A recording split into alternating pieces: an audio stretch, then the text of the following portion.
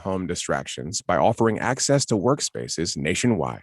Learn more at wework.com/NPR. 1206 KUOW Seattle, 70 degrees in Seattle's University District. Time now for KUOW's Week in Review with Bill Radke. Welcome to Friday. Welcome to 70 degrees and mostly cloudy as of noon anyway. And welcome to Week in Review. Bill Radke here. This is our weekly chance to pry ourselves off the floor and consider what happened this week and what it means with South Seattle Emerald publisher and Seattle Times columnist Marcus Green. Marcus, great to see you again. Thanks for coming. Stoked to be here, Bill, as always. Thank you. Crosscut reporter Hannah Weinburger. Great to see you, Hannah. Welcome back. It is nice to be back, Bill. And Crosscut editor at large, Knute Berger. Knute, as always, great to see you again. Thanks for coming. Yeah, good to be here, Bill. Thank you. I spent the heat wave reading a book that is on my daughter's 9th grade English syllabus this fall, and we decided to read it early. And if you're watching this show right now on YouTube or Facebook, if I can get that book, you can see the book that I was reading as sweat trickled down my face. Can anyone make out that title? That's right. A lot of paper was burning, right, this week? Yes, this would be Fahrenheit 451. So I guess in a way I was, it could have been worse. I guess it was a way of reminding myself of that fact. How about, by the way, the cover art there is a box of matches that actually burst into flame on Sunday afternoon. The book just did combust. So you can find the show on YouTube and Facebook by searching KUOW Public Radio. What about you, Hannah? 100-something did not stop you from your appointed rounds this week. No. I spent my heat wave outside in triple-digit degree weather, getting recertified as a wilderness first responder. And nothing makes you study heat stroke prevention and treatment protocols more seriously than wondering if you'll have to treat your classmates in real time. So I definitely committed all of that to memory in these circumstances. Well, that's impressive. Marcus, how about you? Any highlights or lowlights you want to share with us?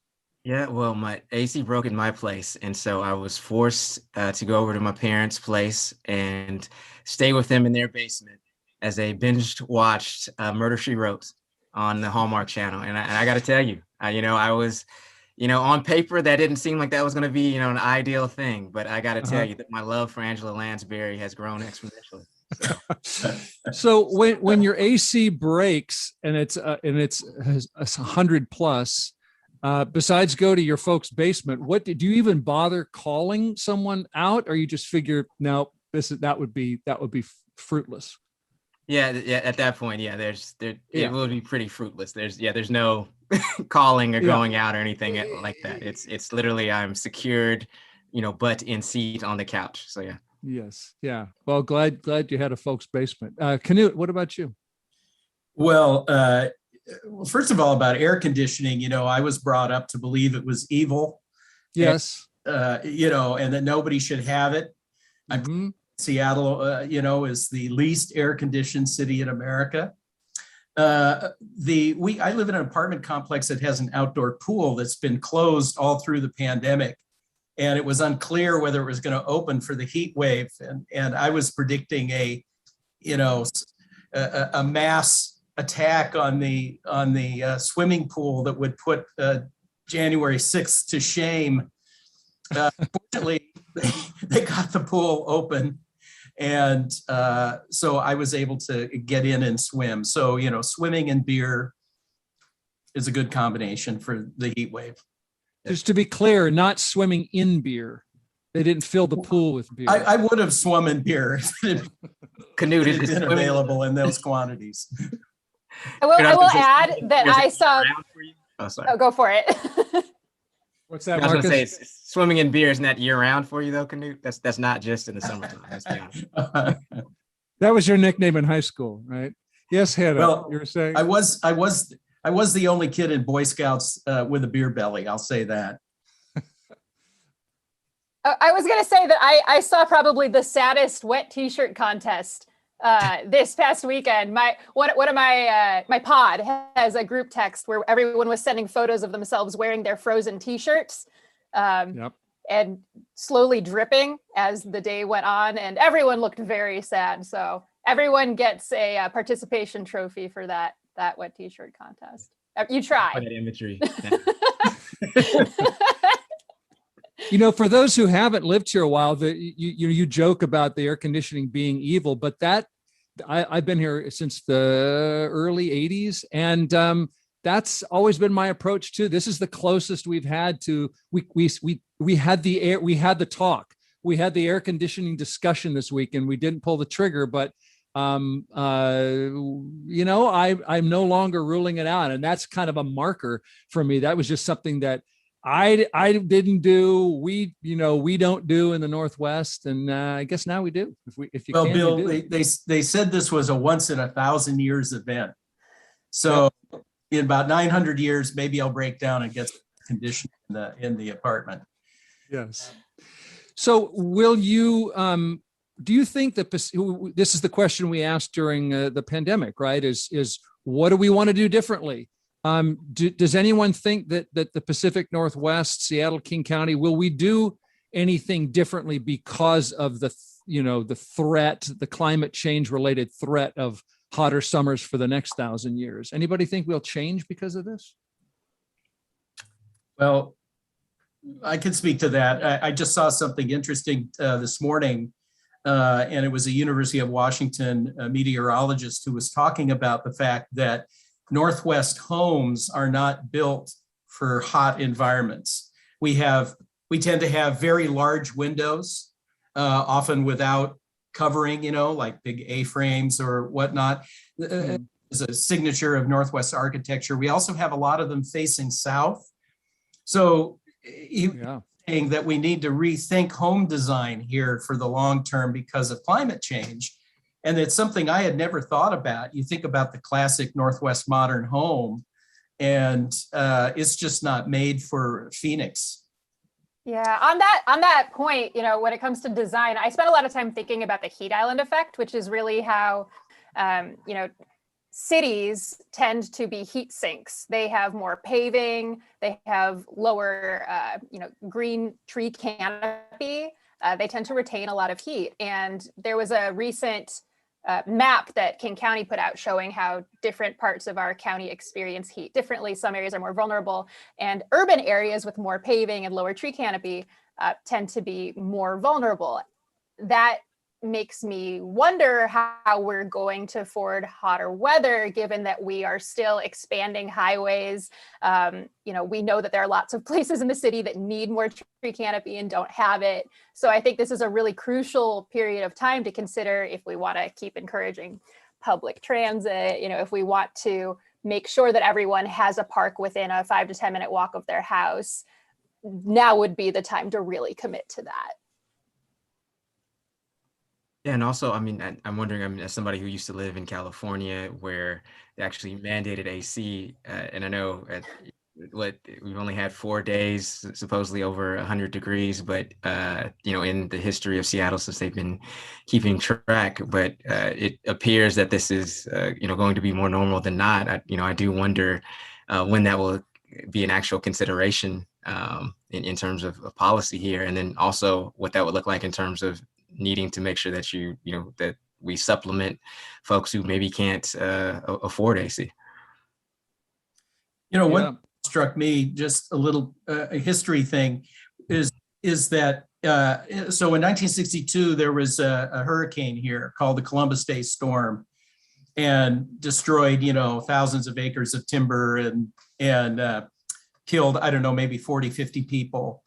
And it's been described as the most severe weather event in the 20th century in the Pacific Northwest. And I was thinking, this heat wave has been far more destructive in terms of human life. We in Washington and Oregon, we count deaths in the dozens. They're in the hundreds up in British Columbia. And I was just struck how somehow the heat wave doesn't come up to the level of like a hurricane or a tornado or something that would wreak that kind of destruction. I think would get a lot more attention and fear and outrage than a heat wave. How would that happen? How would we shift shift the way we look at this heat wave? Because you're right, I'm not hearing people talk about it as a natural disaster, a little here and there, but you're right. It's not, we don't put it on the same plane. What would change? How would our outlook change that about that? Yeah, I'm not really sure. It's the kind of thing that doesn't have the drama of a hurricane or something like that. It doesn't necessarily flatten houses. But this goes back to what Hannah was talking about, and what, in terms of, different kinds of design and sort of making things more resilient. But, we're really bad at responding to crises that are kind of slow moving. I mean, like climate change. It's like, if it's off in the future, it's just like, oh, okay, I'll get air conditioning and deal with it later. Yeah, I mean, I think it goes in the framing of making this a clear and present reality that here we are. We do have people who have died, and I think it's telling the stories of those people and how that this could potentially have been preventable, had we been prepared. And so I think when it comes to this heat wave and the future, unfortunately, of extreme weather, it is here, and it is a clear and present danger. And I think to Knute's point, it's no longer this amorphous thing that is far off. It is right here today. And so I think the more that we can, even as journalists, tell that story, tell the impacts, tell the effects, and tell it with some regularity. There's a great piece in I hate to always give other organizations love and appreciation, but there's another great piece in Crosscut that Carolyn Beck did about again the need for more I'm within our city, and especially in urban areas like South Seattle, like unincorporated King County. And so I'm hopeful that people are taking that much more seriously than they have been in the past. Yeah, and to Marcus's point, as journalists, one of the tools that we have to help people appreciate what we're living through, I think, is multimedia. So images of roads buckling, images of people's dogs wearing booties on, the roads, because otherwise they'll get burned. So the more that you circulate these images to show exactly, what it means to live in heat, not just like sitting sweating on your porch, like that's hard to connect with, but like some of the other visual outcomes of this. And then to really drive home that this is a new normal. We're going to experience this every year, and it needs to be part of emergency preparedness practices. Yes. And even how we refer to some of this heat, Mama Green calls it Satan draws hot.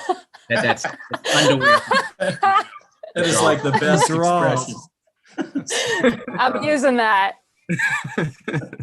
Well, sometimes more heat ends up equating to more wildfires. Hannah, is our state doing anything new to head off that possibility here? Yeah, so as you look toward your July 4th celebrations, keep in mind that there is a burn ban on all forest lands in the state. Hillary Franz with the Department of Natural Resources just announced that ban. So, no campfires. Be really careful with your fireworks if you're going to use them, because things are really dry right now. We are in a warm and dry climate, and at this point in the summer, that doesn't bode well for the rest of the summer. Our snowpack built up pretty well over the winter, which really, tells you a little bit about how much water we're going to have the rest of the summer. But for agriculture that doesn't rely on irrigation that way, a lot of crops like barley are already doing really poorly in certain areas of the state. So I think we should keep our eyes open.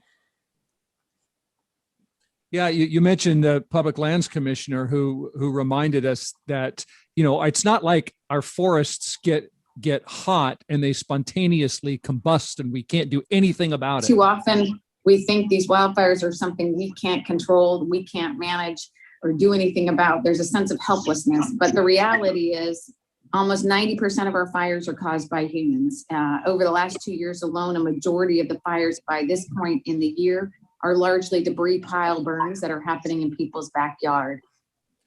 So we've got burn bans, we've got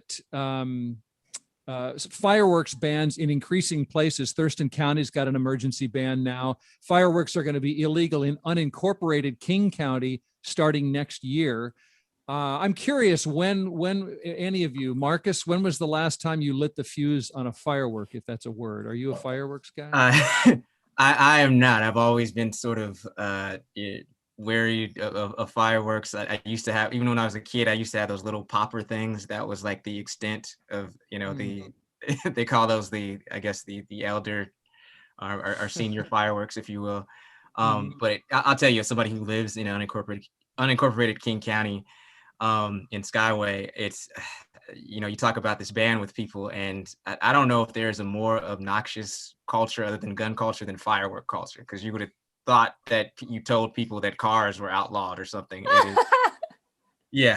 just in somewhat of a state of disbelief with how serious some folks are trying to hold on to their fireworks. But anyhow, that's an interesting parallel. The idea that I see parallels between the fireworks don't kill people, people kill people sort of. Yeah, we put up with this, but they're so it's a Second Amendment right, or it's super fun, or it's patriotic. Maybe this is another political debate. Maybe only Republicans will use fireworks. Knute, you were the opposite kind of kid from Marcus when it came to fireworks, if I remember correctly. Oh, it was forbidden fruit. The fireworks were banned in Seattle. I mean, you could have sparklers, that kind of thing, but the heavy artillery firecrackers were banned. We used to drive over to Bellevue to a landfill over there and set off fireworks. And I think like a lot of young boys, teenagers, I was obsessed for a while with blowing things up. And it's fun. I mean, it is. But, I'm lucky to have my eyesight and be alive because some of the stupid stuff I did and some of the stupid stuff I witnessed. And I don't set off fireworks. I haven't for years. I'm very cautious about it now. But what strikes me is the amount of ordnance that is legal. If you're down at Lake Washington, on the 4th of July, private homes are setting off these amazing skyrockets and all kinds of explosive devices. And so I don't know if you can impose some kind of, the equivalent of gun control on fireworks at this point, particularly because you can't regulate the reservations. But it just strikes me, I think there's been a cultural shift from the kind of backyard fireworks we did when I was a kid to these, people making statements to the whole neighborhood or the whole lakefront or whatever about what kind of ordnance you're packing. Hannah, how about you on the fireworks score? Are guns a terrible analogy, a useful analogy, and do you consider yourself lucky to have your fingers? Yeah, I mean, to that last point, when I was growing up, a kid in my neighborhood who was an artist blew off his drawing hand with a firework. So that was enough to turn me off, I think, already. But just as you're all talking right now, I'm thinking about kind of the sanctity of public space.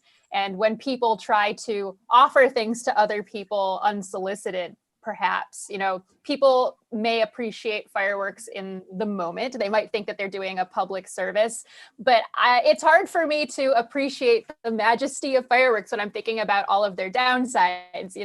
They cast particulate pollution over crowds. They add gases to the atmosphere. They use up chemical resources. They last for barely a second and they're not reusable. They can start forest fires and take limbs, and they send pets into tailspins. And so when all of that is going through your head as you're watching this, you're like, not really worth it. I would prefer if my neighbors maybe practiced some sort of celebration that was communal, but a little bit less aggressive. But we've been practicing firework celebrations in this country for 4th of July since 1777, I think, like at the behest of some of our nation's founders. So it's a hard thing to get people to stop doing, I think. But as Americans, we have the ability to choose, especially if using fireworks doesn't necessarily gel with some of our sustainable proclivities, I think. But it's kind of curmudgeon-y of me. Well, we know that everything that our founders did and thought was correct and right. So. Yes. Exactly, Marcus. This is a week in review. We've got Marcus Harrison Green there from both South Seattle Emerald and Seattle Times, Hannah Weinburger and Knute Berger from Crosscut. And we haven't even discussed the reopening of the state of Washington. So let's do that when we come back for more of Week in Review up on YouTube and Facebook if you want to search KUOW Public Radio. Stick around. We'll be right back. That was a great comment, Marcus. Walked me into it, Hannah. You walked me into Yeah, it. It's 1227 KUOW. Do stay with us. More of the Week in Review with Bill Radke and his guests coming up in just a minute. And then in the 1 o'clock hour, we'll check in on the BBC to find out what's going on around the world. I'm Julian Marshall, host of BBC News Hour. On today's program, U.S. troops pull out of their main operational base in Afghanistan as they continue their withdrawal from the country. A massive power outages in Iraq as temperatures top 50 degrees Celsius. Who's to blame? That's coming up in 30 minutes here on KUOW. 71 degrees in the University District of Seattle. It's going to be about 79 later this afternoon, our high of the day. Tomorrow, another sunny day, high near 81. The time is 12:28 on KUOW. Now back to the Week in Review with Bill Radke. Week in Review, I'm Bill Radke. Thanks for tuning in as always today. Washington state COVID restrictions were officially lifted this week. KUOW reporter Eilish O'Neill says Wednesday was an extra special day for Columbia City resident Michael Wolf. It's my 50th birthday. The state reopens. It's a great birthday present. I get to sit at the bar at my favorite brewery for the first time since March of 2020. Flying Lion Brewing is a small neighborhood brewery on Rainier Avenue. Wolf and his friends got there 5 minutes before it opened. So I could be the first one in the bar. They decided to open 2 hours early today to celebrate having people back inside and the state reopening. Since the pandemic began, the brewery has only served customers to go or at the table set up in a tent on the brewery's parking lot. Wednesday marked the first day their inside space was open at all in more than a year. Manager Sarah McCabe says the brewery also opened the bar and stopped requiring masks for fully vaccinated employees and guests. The first group of strangers that came in without masks, I actually got a little teary-eyed because it was just so nice to see people's face and smiles, I was just oh my goodness. It was just a wonderful feeling to have a little bit of that normalcy back, because that's part of why I love bartending, is to talk to people and see people and engage and see their expressions. Knute, are you utterly elated and carefree now, pandemic-wise? Nope. Yeah, no, I knew that. I'm very, I've been practicing social distancing since the 1950s, so it's not that new to me. But my faith in human nature has been pretty well shattered by, the last couple of years. And I don't trust other people very much. I did attend the first indoor mask-free reception dinner. But they still did the temperature check and you had to swear that you had been vaccinated and that kind of thing. So I did do that. But it just reminded me that I'm not going to do a lot of that kind of thing. I've eaten at restaurants outdoors, but I'm not kicking up my heels and feeling like, happy days are here again. Why, you fear the Delta variant and you're going to have a breakthrough infection? I understand that the variants and outdoor stuff is pretty, low risk, but there still is a risk. I also don't want to, pick something up and be asymptomatic and pass it on to kids or something. I've got grandkids I want to see, and so I want to be careful about that. Marcus, COVID is raging in some countries and it's still hospitalizing people here, especially in low vaccination areas. But is the pandemic over in King County? in Seattle, would you feel? Or is this sort of reopening hoopla seem ill-timed to you? I mean, I think there are people who are over it, meaning that they want to get back to normal. And, I hate to say this, but I mean, I think some of this reopening is maybe a bit premature and based a little bit more on, a desire for folks, who are over it versus, the actual science. I mean, I think that, I know this isn't a popular opinion, but I mean, I think we should just be a little bit more gradual than we have been, and maybe not have a full reopening, and even until the potentially until the fall. There's just still too many unknowns, and the worst thing that we want to happen, right, is that we have to eventually, if something unforeseen happens, then we have to eventually go back into a lockdown.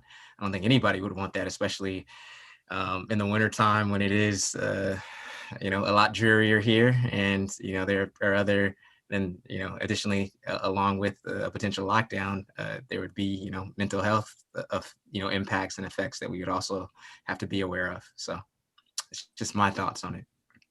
Hannah, we were just celebrating in a bar a moment ago, and I really feel like the air's been let out. What anything surprised you, or what have you noticed about the long-awaited reopening toward, by the way, near the end of the line of one of the last reopenings in the United States? Yeah, I really agree with what Knute and Marcus were saying. I think that a lot of people have been walking the line of the transactions costs of reduced mental health versus reduced, physical health, which there's a lot of crossover between the two for the entirety of the pandemic. Like, should we reopen because it's important for people to have community, et cetera, et cetera. The economy, which is not as strong of an argument for me personally. But I've been covering the pandemic as a science reporter for a year and a half, and it really feels like we're throwing in a flag, just reopening right now. I've spent a lot of time thinking about what boundaries really mean.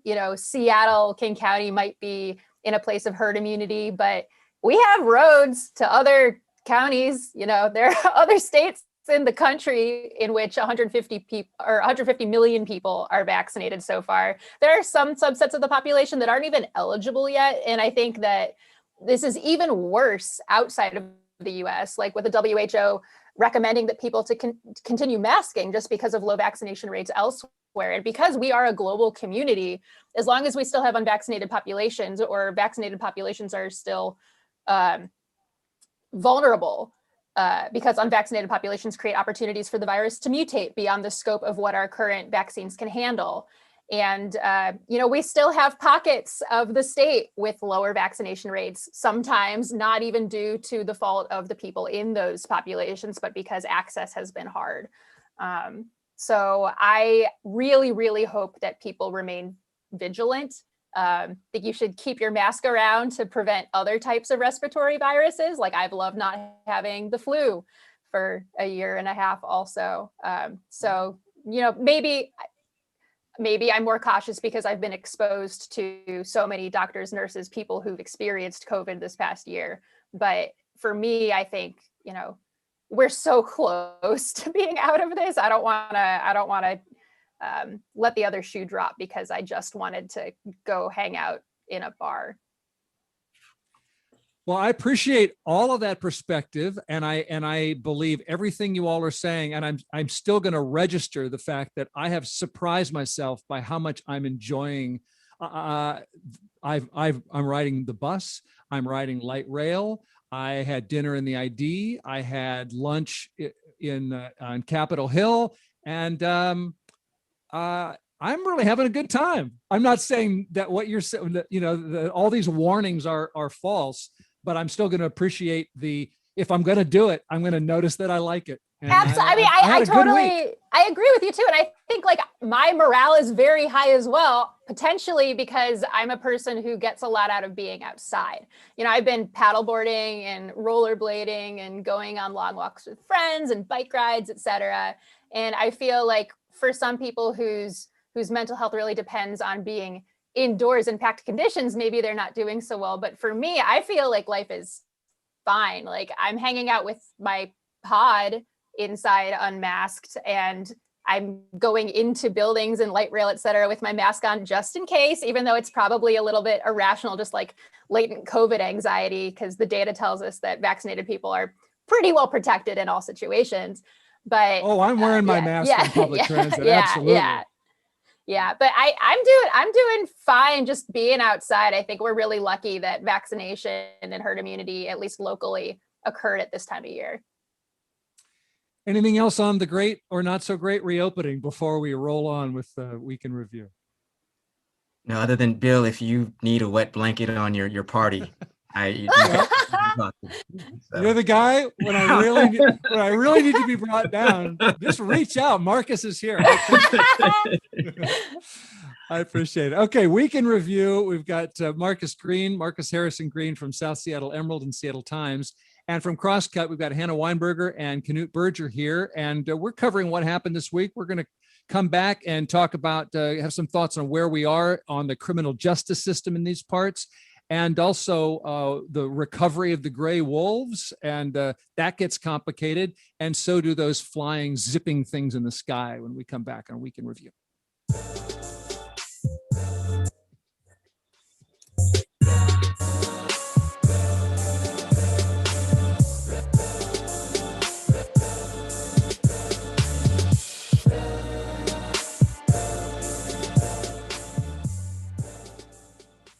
Week in Review on KUOW Seattle. I'm Bill Radke. We're doing this thing visually too at YouTube and Facebook. Just search KUOW Public Radio. Marcus Harrison Green, we are choosing elected officials across the Puget Sound area, and one of the big topics is what to do about crime and criminal justice. And you wrote on the topic this week. You spoke with someone who murdered somebody, and you spoke with someone who was injured in a shooting, and your headline asked, why can't justice punish and heal at the same time? Would you tell us about your piece?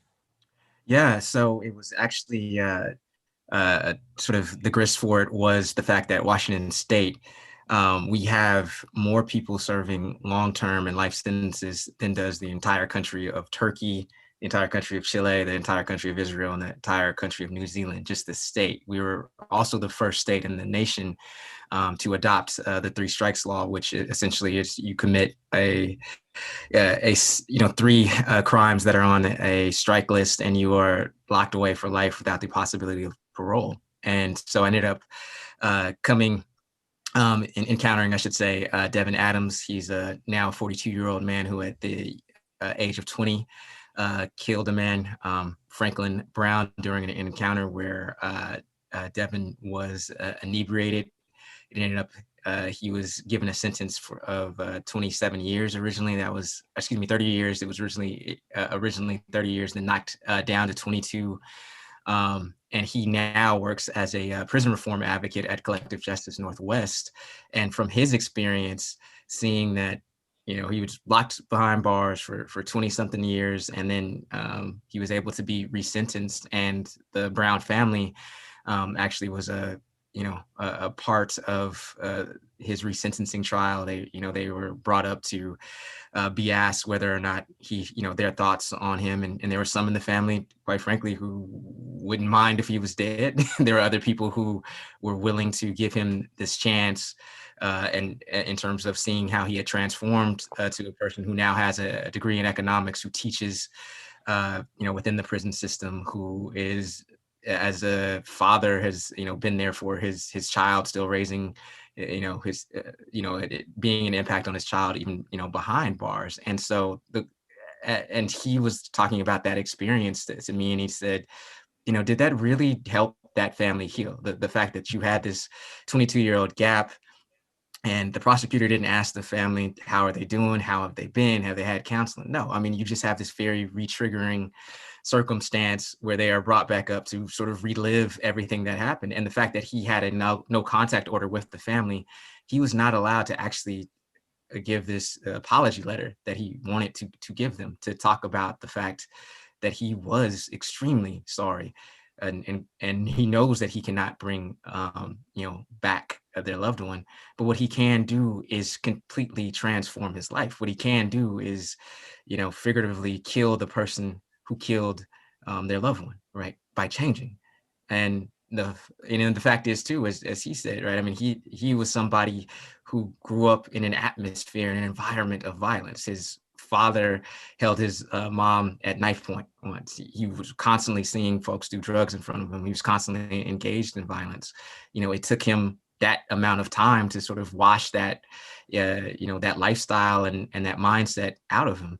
And I think what's important is, as I was talking to him, we had brought up the fact that over in Norway, there's Anders Breivik, for just real briefly, he committed the most heinous crime ever in the history of that country. I mean, the most heinous, honestly, and historically in the world for one individual. He killed and slaughtered and massacred dozens and dozens of children at this diversity camp. And he was given sentenced to 21 years in prison for it, because that is the maximum sentence of Norway. And now, look, I'll be honest, I fall in the camp that thinks that was extremely lenient sentence. But I will say the fact that the reason that they have 21 years as that maximum sentence is because their justice system is undergirded foundationally by the fact that a human being and their behavior is not static. It is not fixed, and that people can potentially be transformed and changed. Whereas our justice system is very puritanical still, in the sense that it's a very binary view. It's you are a bad person who did a bad thing, and you deserve to go to jail for the rest of your life, versus you are a person who has a multiplicity of factors that have gone into their life that made them do what they did. That isn't to excuse anything that they, the behavior isn't to excuse, the fact that, as Devin Adams said, that he killed somebody. He's not trying to look for an excuse at all. What he is trying to do, right, is to find healing, not just for himself, but, the family, and to try to impact the world in a much better way than, he would if he was simply stuck behind bars. And do you see change happening in Washington state along these lines when it comes to criminal justice and sentencing? I do. We've already had, I want to say, King County has engaged in its 8th resentencing of somebody who was originally going to be in jail for life for 3 strikes. That is due to a recent bill that was passed by our state legislature, 5164, I believe, that struck down robbery 2 as a strike. And essentially, robbery 2 was anything from if you pushed somebody down on the ground and took their cell phone, to robbing or taking something from a department store.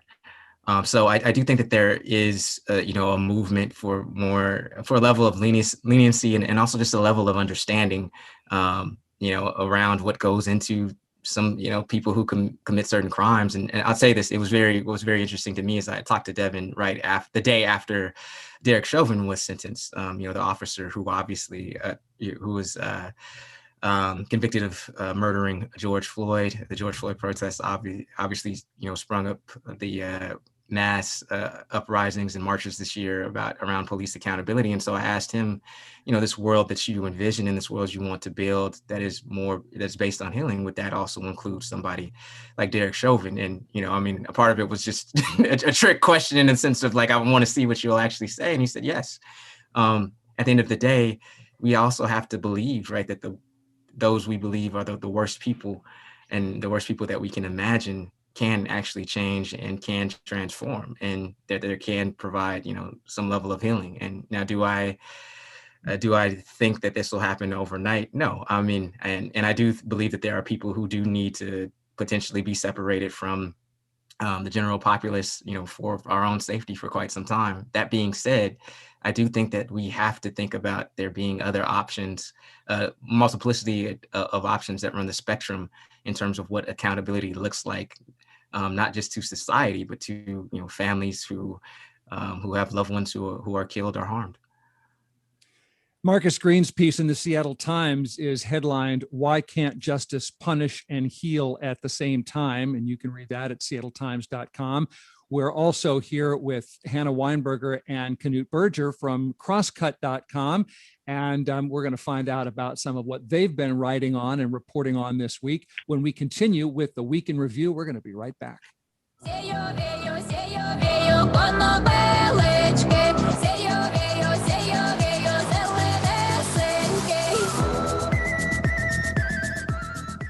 Support for KUOW comes from Tacoma Subaru, a Bruce Titus dealership, offering customers a virtual car buying experience to help them find the right car for their lifestyle now at Tacoma Subaru. Cars can be picked up or delivered. Learn more at tacomasubaru.com. 1246 KUOW 94.9. So glad to have you with us on this Friday afternoon. I'm Guy Nelson. 72 degrees in Seattle. We'll have a high later today, right around 79. This is KUOW's Week in Review with Bill Radke. Now back to the show. Washington State is trying to bring back our endangered population of gray wolves, and yet sometimes we kill those wolves too. And if that's puzzling to you, think how baffling it is to the young descendants of American presidents. I mean, one of the things that I'm getting from my grandkids, and some of them are really little, calling me saying, "Pop, they're going to kill all the wolves. They're killing the wolves, Pop. Why is that happening, Pop?" Hannah Weinburger, you wrote about gray wolves this week. We're killing them, Pop. Why is that happening, Pop? You know, it's often out of sight, out of mind for people who live in, our side of the state. But at one point in time, wolves were everywhere in Washington state. And in the 1930s, they really blinked out. They were exterminated. In the conservation biology community, they call that extirpated. But what we lack when we don't have wolves, even if we can't immediately feel the impacts, here in Seattle, is that the ecosystems throughout our state get kind of out of whack. But to go back to the poaching, so there was a poached female wolf in a establishing pack out in Stevens County in Washington. And people don't know who poached her yet, but conservation groups really stepped up with big financial rewards. And there's a lot of upset and an emotional response to the poaching of this wolf. And people tend to poach wolves when they feel that official bodies tasked with keeping them in line aren't doing their job. So, there's a ranching community in Washington state that feels like this building wolf population is encroaching upon their livelihood and safety. But reintroducing wolves to Washington state, which wolves are honestly doing mostly of their own accord, helps stabilize these ecosystems that we care about. Apex predators like wolves help keep populations of smaller carnivores and herbivores in check. And because they tend to target weak members of both populations, they improve the overall health of all of those populations. And the more intact and biodiverse an ecosystem is, the more resilient it is in the face of climate change. So if we want forests that can withstand, building heat, we want to make sure that we have species at all levels of energy transfer through the ecosystem in stable populations so that things don't go out of whack. And we don't have, some species blinking in or out in ways that make it harder for other species to survive. You refer in the piece to the kind of politics and culture of this. One person used the quoted someone as saying wolves are Democrats. Yeah, no, I thought that was really interesting. So the reason that I looked into this piece was, when I saw that there was a emotional human response to the poaching of this one wolf, I was thinking about, okay, well, what do we lose when we lose one wolf? What is the actual impact to this pack? What is the impact to the wolf population as it's recovering? And what is the impact to people? And the comment about wolves being Democrats really speaks to the fact that the poaching of one wolf, which I found can really impact a single pack as it's trying to establish, especially if it's small, especially if the poached wolf is a breeding female. It doesn't have that much of an impact on the wolf population right now where we are in wolf recovery, but people take it really hard. People don't like to see the loss of any individual animal. And for a lot of people, if you're seen as callous to that loss, or you're willing to take the life of that animal, you've got to be a Republican because you're willing to protect your own livelihood rather than allowing this innocent creature who had babies that aren't going to survive to exist. So this ecologist I was speaking with had the really interesting comment of saying that there's a impact to the political ecosystem when we lose one wolf, and it comes out in how people think about other people's responses to this. Like if you aren't sufficiently upset, it means that you must not be on the right side of history. You must not be a Democrat. Whereas if you don't appreciate how ranchers feel, living amongst these wolves and worrying that the state isn't doing enough to keep them in check, when ranchers feel that they're doing a lot using things called non-lethal deterrents. So to prevent the wolves from eating their cattle, they feel like they're trying to coexist. And if you can't appreciate that, then there's something wrong with you. So everybody's pointing fingers, and it's hard for everyone to figure out how to share public space with other creatures. Crosscut reporter Hannah Weinburger lays all this out in Crosscut. That piece is headlined, "One Wolf Was Poached in Washington. Here's Why It's a Big Deal." Also in Crosscut this week, the U.S. government recently released this long-awaited report that looked into what we used to call UFOs, now officially called unexplained aerial phenomena. Sightings like this one described by now retired Navy pilot Alex Dietrich on CBS News. The way that it was maneuvering, the way it was accelerating and also hovering, it seemed to have capabilities that our systems would not have been able to display or keep up with. So certainly in that moment, there was some shock and awe. Shock and awe. This report did not say that alien life forms have visited us, and it didn't say they haven't. It listed 143 sightings that are still officially unexplained. And Knute Berger, you wrote about this in Crosscut this week. Does the Pacific Northwest see more than our share of unexplained aerial phenomena? Well, we certainly kicked off the fad, which isn't to say people haven't seen weird lights in the sky throughout, human history, recorded history anyway. But in 1947, in fact, just, what is that, 72 years ago or 3 years ago, just this week, the first so-called flying saucer was sighted when Kenneth Arnold, a pilot from Idaho, was passing near Mount Rainier and saw 11 shiny objects dodging in and out of the Cascades. And he described them as looking like saucers skipping on water. And so the term flying saucer, but it also kicked off this worldwide, sightings everywhere, paranoia, speculation about, were these Russian rockets or were they, little green men from Mars? Type of thing. And so UFOs in our vocabulary ever since. And, we played a real role in that. We also played a role in the whole meme of the Men in Black. The first, it was in the same month, June of 1947, that the first so-called sighting of a man in black, where a man dressed in a dark suit approached somebody who had had a UFO sighting near Vashon Island and told them not to tell anybody about it. And this was wiped their memory. Yeah, and this is something that became, common in the sort of UFO research circles, this idea that government was trying to cover it up. So it's interesting that this report comes out, it's a government report, and basically says, well, you know what, there is something up there, or some things up there, and we don't know what they are. We've had very credible sightings. We even have film of some of them. And, the speculation is that there's some kind of advanced technology that is earthbound in origin. But it validates, I think, for many people, the fact that, they weren't just hallucinating and it wasn't just swamp gas. Yeah.